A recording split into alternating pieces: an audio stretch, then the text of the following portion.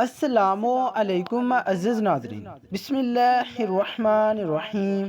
محترم سامعین، حضرت مصعب بن عمیر رضی اللہ تعالی عنہ کی کنیت ابو محمد، والد کا نام عمیر اور والدہ کا نام اناس بنت مالک تھا۔ اس جرات و بہادری کے عظیم سپوت کا پورا نام حضرت مصعب بن عمیر رضی اللہ تعالی عنہ تھا۔ آپ زمانہ جاہلیت میں مکہ کے مالدار گھرانے سے تعلق رکھتے تھے۔ نہایت حسین و خوشرو نوجوان تھے۔ والدین کی انتہائی لاڈلے اور ناز و نعمت سے پلے بڑے تھے۔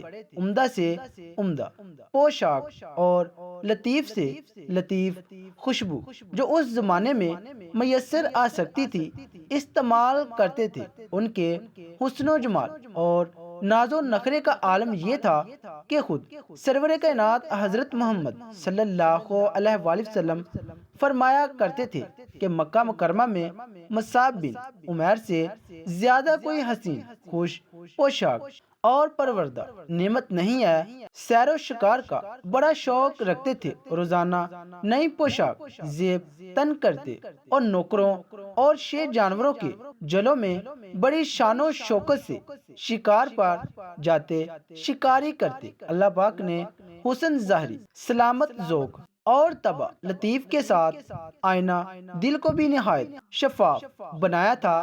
صرف ایک جھلک روح مصطفیٰ صلی اللہ علیہ وآلہ وسلم کو دیکھنے کی دیر تھی کہ شرک سے متنفر ہو گئے۔ ایک روز آپ گھر سے نکلے تو اتفاقاً حضور نبی کریم صلی اللہ علیہ وآلہ وسلم سے ملاقات ہو گئی۔ قسمت نے یاوری کی تو پہلی ہی ملاقات میں رسول اللہ صلی اللہ علیہ وآلہ وسلم پر فریفتہ ہو گئے۔ حسن و جمال تو تھا ہی مگر عقل و ذہانت میں بھی بے مثال تھے۔ لہٰذا پہلی ملاقات میں دل نور ایمان کی سچائی سے جگمگا اٹھا، کلمہ توحید بلند کیا اور خلق اسلام میں داخل ہو گئے۔ یہ وہ دن تھے کہ جب مکہ مکرمہ کی سرزمین میں مسلمانوں کے لیے تنگ ہو رہی تھی۔ یہی وجہ ہے کہ ایک عرصے تک آپ نے اپنے قبول اسلام کو چھپائے رکھا۔ آپ چھپ چھپ کر نبی کریم صلی اللہ علیہ وآلہ وسلم کی خدمت میں حاضر ہوتے اور دین اسلام کی تعلیم سے اپنے سینے کو منور کرتے۔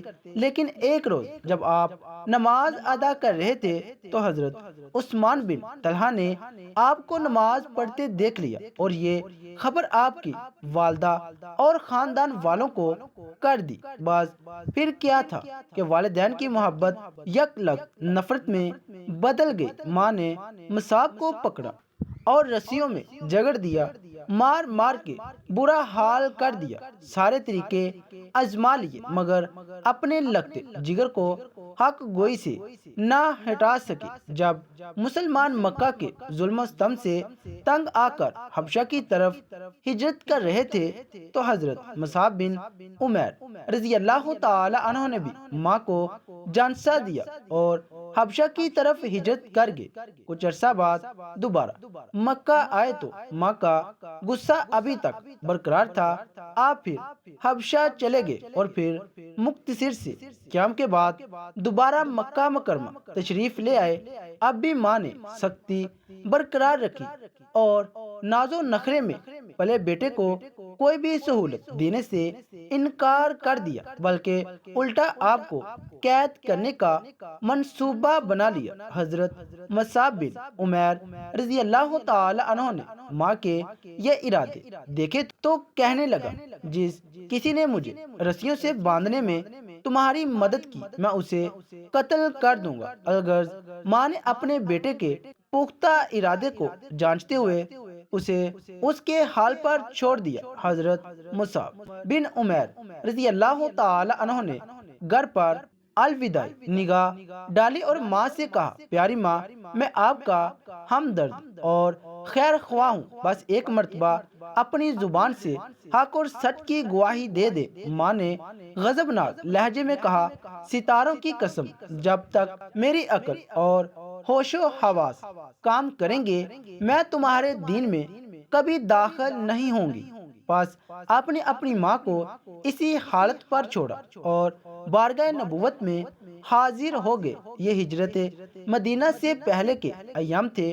حضور صلی اللہ علیہ وآلہ وسلم نے مدینہ کے باسیوں کی تعلیم و تربیت کے لیے ایک سفیر، معلم اور مرشد کی ضرورت محسوس کی فرمایا، اور اس خاص مشن پر حضرت مصعب بن عمیر رضی اللہ تعالی عنہ کو روانہ فرما دیا۔ یوں آپ اسلام کے اول ترین معلم مقرر ہوئے، اور دلچسپ بات یہ ہے کہ آپ نے نہ صرف مدینہ شریف میں دین اسلام کی اشاعت کی، بلکہ رسول اللہ صلی اللہ علیہ وآلہ وسلم کی اجازت سے مدینہ میں نماز جمعہ کا باقاعدہ آغاز بھی کیا، اور اس وجہ سے آپ اسلام کے اول ترین امام بھی مانے جاتے ہیں۔ جب رسول خدا صلی اللہ علیہ وآلہ وسلم ہجرت فرما کر مدینہ منورہ تشریف لائے تو حضرت مصعب بن عمیر رضی اللہ تعالی عنہ کی سادہ پوشاک دیکھ کر آپ کی آنکھوں سے آنسو بہہ گئے۔ جنگ بدر میں جماعت مہاجرین کا سب سے بڑا عالم آپ ہی کے ہاتھ میں تھا۔ جب جنگ احد کا دل خراش معرکہ رونما ہوا تو رسول خدا صلی اللہ علیہ وآلہ وسلم نے اسلامی فوجی کا جھنڈا انہی کے ہاتھ دیا۔ آپ نے بڑی جان بازی اور دلیری سے اپنے فرائض ادا کیے۔ جنگ احد میں جب اتفاقی غلطی کی وجہ سے جنگ کا پانسا پلٹا تو آپ نے آپ تنہا کفار کے نرخے میں پھنس گئے۔ مشرکین میں سے شہوار ابن کما نے بڑھ کر تلوار سے آپ پر وار کیا، جس سے آپ کا داہنا بازو کٹ کر الگ ہو گیا۔ آپ نے عالم دوسرے ہاتھ سے اٹھایا تو اس نے دوسرے وار سے آپ کا بایاں بازو بھی الگ کر دیا۔ اسلام ہو آپ کی عظمت پر دونوں بازو کٹ گئے، مگر آپ نے آدھے کٹے بازو کا ہلکا بنا کر عالم کو اپنے سینے سے چمٹا لیا۔ آپ کی یہ جرت دیکھ کر سخت تیش آ گیا۔ اس نے تلوار پھینکی اور نیزہ آپ رضی اللہ تعالی عنہ کے سینے میں گونپ دیا۔ منقول ہے کہ آپ اپنی شہادت سے قبل قرآن پاک کی یہ آیت تلاوت فرما رہے تھے، اور محمد صلی اللہ علیہ وآلہ وسلم صرف اللہ کے رسول ہی تو ہیں۔ آپ سے پہلے بھی بہت سے رسول گزر چکے ہیں، اگر وہ فوت ہو جائیں یا شہید کر دیے جائیں تو کیا تم اپنی ایڑیوں پر دین سے پھر جاؤ گے؟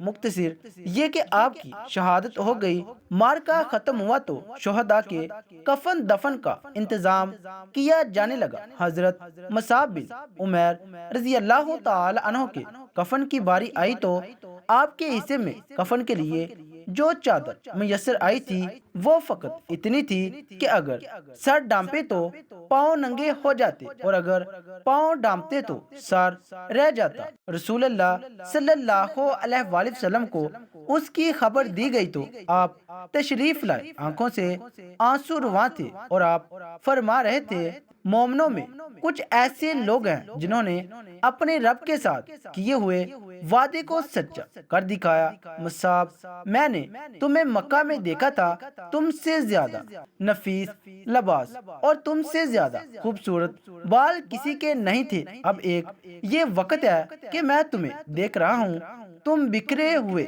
بالوں کے ساتھ ایک معمولی چادر میں لیٹے ہوئے ہو۔ پھر آپ نے تمام شہداء کی طرف نگاہ ڈالی اور فرمایا، اللہ کا رسول گواہی دیتا ہے کہ تم قیامت کے دن شہداء میں اٹھائے جاؤ گے۔ پھر آپ نے صحابہ کو حکم دیا، مصعب بن عمیر کے سر کو چادر سے ڈانپ دو اور قدموں کو ازخر گھاس سے ڈانپ دو اور پھر قبر میں دفن کر دو۔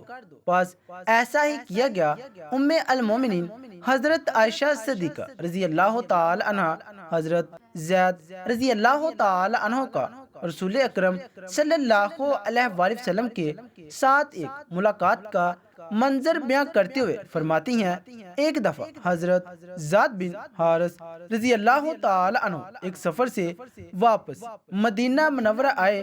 رسول کریم صلی اللہ علیہ وآلہ وسلم میرے گھر تشریف فرما تھے۔ انہوں نے دروازے پر دستک دی۔ آپ صلی اللہ علیہ وآلہ وسلم جلدی سے دروازہ کھولنے کے لیے اٹھے۔ دروازہ کھولا تو سامنے زید بن حارث کو کھڑے پایا۔ آپ کی خوشی کی کوئی انتہا نہ رہی، انہیں گلے لگایا، ماتھا چوما۔ باخدا میں نے پوری زندگی اس طرح کسی صحابی کو خوش آمدید کہتے ہوئے نہیں دیکھا۔ اس لیے حضرت زید بن حارث رضی اللہ تعالی عنہ مسلمانوں میں حبیب رسول صلی اللہ علیہ وآلہ وسلم کے نام سے معروف تھے۔ 8 ہجری میں اللہ تعالیٰ نے اپنی حکمت بالغہ سے چاہا کہ رسول اللہ صلی اللہ علیہ وآلہ وسلم کو اپنے ایک جانثار اور اولاد کی طرح پیارے صحابہ کی جدائی میں مبتلا کر دے۔ ہوا یہ کہ حضور صلی اللہ علیہ وآلہ وسلم نے حضرت حارث بن عمیر رضی اللہ تعالی عنہ کو ایک خط دے کر شاہ بصری کی طرف روانہ کیا تاکہ اسے اسلام کی طرف دعوت دی جائے۔ جب حضرت حارث رضی اللہ تعالی عنہ یہ خط لے کر اردن کی مشرق کی جانب مقام موتا پہنچے تو وہاں امیر غسانہ شرحبیل بن عمرو آپ کے سامنے آیا اور انہیں گرفتار کر کے قتل کر دیا۔ یہ وہناک خبر سن کر حضور صلی اللہ علیہ وآلہ وسلم کو بہت زیادہ صدمہ ہوا۔ 3000 مجاہدین پر مشتمل لشکر جنگ موتا کے لیے روانہ کیا اور اس لشکر کا سپہ سالار حضرت زید بن حارث رضی اللہ تعالی عنہ کو مقرر کیا۔ ارشاد فرمایا کہ اگر زید شہید ہو جائے تو جعفر بن ابی طالب کو لشکر کی قیادت سونپ دی جائے، اور اگر جعفر شہید ہو جائے تو عبداللہ بن رواح رضی اللہ تعالی عنہ کو قائدہ لشکر بنا دیا جائے، اور اگر اسے بھی شہید کر دیا جائے تو پھر مجاہدین اسلام اپنے میں سے جسے بہتر سمجھے اپنا قائد بنا لے۔ لشکر اسلام اللہ کا نام لے کر روانہ ہوا۔ اردن کی مشرق جانب ماون کے مقام پر پہنچا تو شاہ روم 1,00,000 فوج لے کر مقابلے میں اترا، اور اس کے ساتھ مشرقین عرب میں سے 1,00,000 افراد شامل ہو گئے، اور یہ لشکر خم ٹھم کر مسلمانوں کے مقابلے آ کھڑا ہوا۔ مسلمان ماون کے مقام پر 2 راتیں آپس میں مسلسل مشورہ اور جنگی نقطہ نظر سے منصوبہ بندی کرتے رہے۔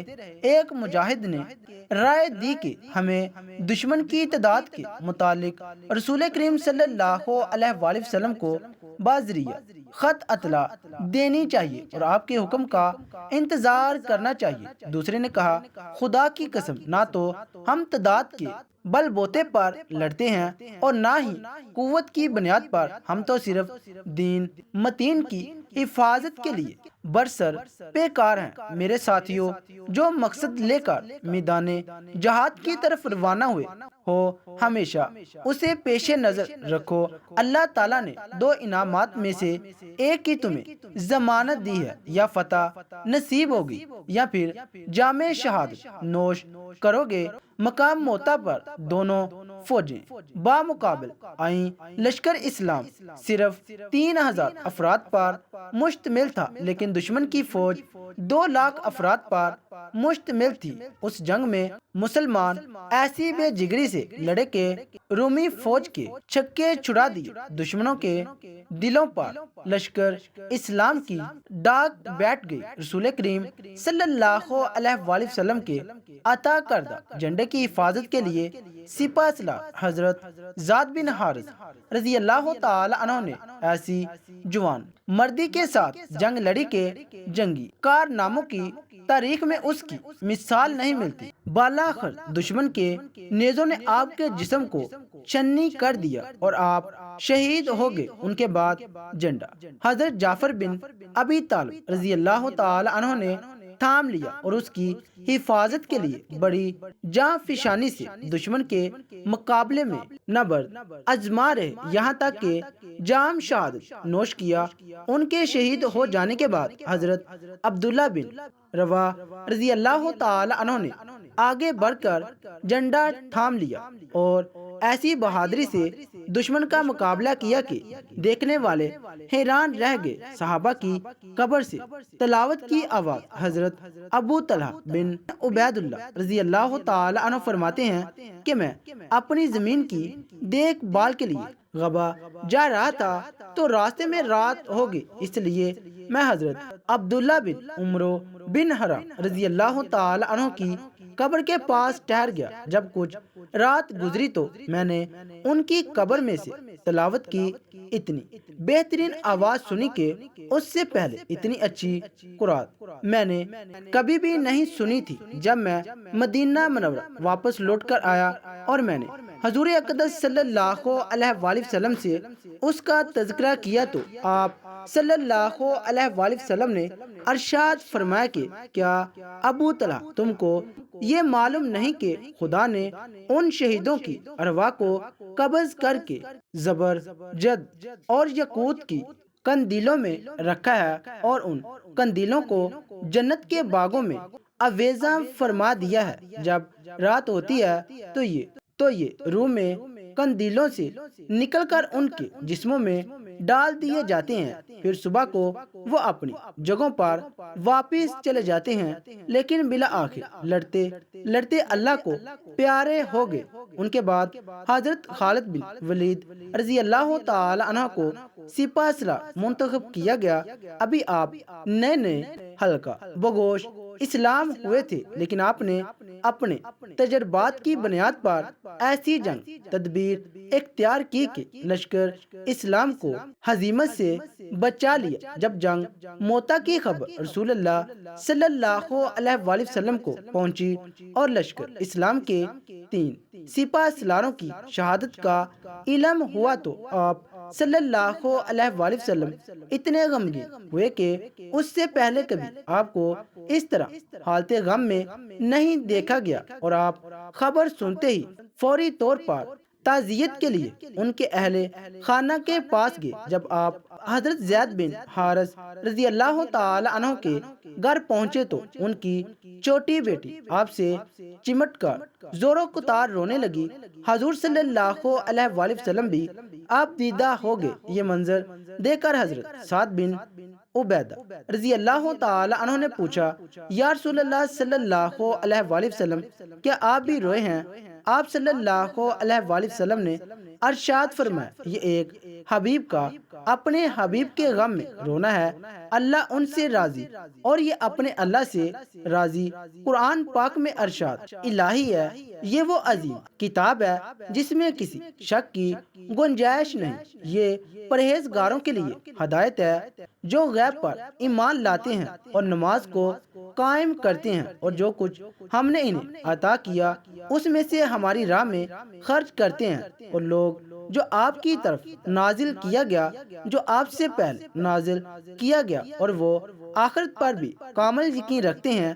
اللہ تعالی ہمیں صحابہ اہل بیت کے نقش قدم پر چلنے کی توفیق عطا فرمائے اور ہمارا خاتمہ ایمان پر فرمائے، آمین ثم آمین۔ ناظرین، کمنٹ باکس میں اللہ تعالیٰ کے 99 ناموں میں سے ایک نام ضرور ٹائپ کیجیے گا۔ شکریہ، اللہ حافظ۔